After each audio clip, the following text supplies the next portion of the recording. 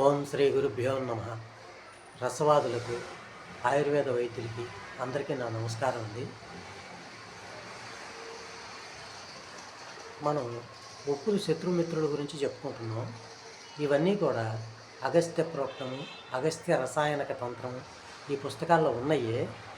వాటిల్నే నేను చెప్పడం జరుగుతుంది. ఎందుకంటే పుస్తకాలు అందరి దగ్గర ఉండవు, అందుకని పుస్తకాలు లేని వాళ్ళకు ఉపయోగపడుతుంది అనే ఉద్దేశంతో చెప్పడం జరుగుతుంది.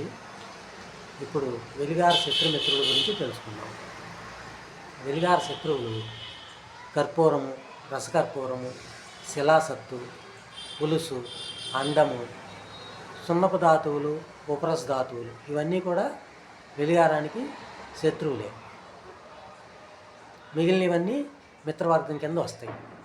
అట్లాగే పటికి శత్రువులు సవీరము, సూర్యకారం, పాదరసం, గంధకం, నవాక్షారం, కల్లుప్పు, మైలుతుక్కం ఇవి పటిక శత్రువులు. వెలిగార మిత్రువులు శత్రువులు తప్పిస్తే మిగిలినవన్నీ మిత్రులే. కానీ పటికి అలా కాదు. పటికి సపరేట్గా మిత్రులు శత్రువులు విడివిడిగా ఇవ్వడం జరిగింది ఇక్కడ. ఇప్పుడు మనం చెప్పుకున్న ఈ శత్రువులు. ఇప్పుడు మిత్రుల గురించి తెలుసుకుందాం.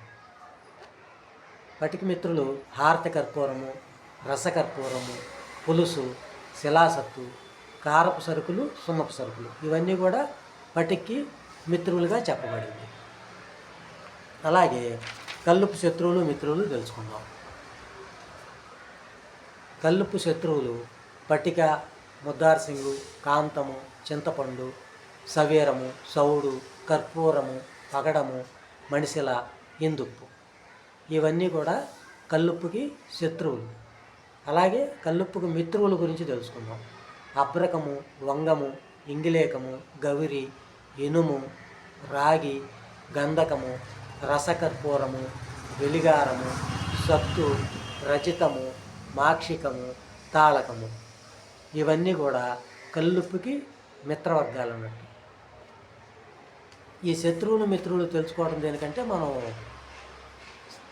శాస్త్రంలో శత్రువులను చంపుకొని మిత్రులను కలుపుకొని అనేది ఉంది కాబట్టి దాన్ని తెలుసుకోవడం కోసం ఇవన్నీ తెలుసుకోవాలి.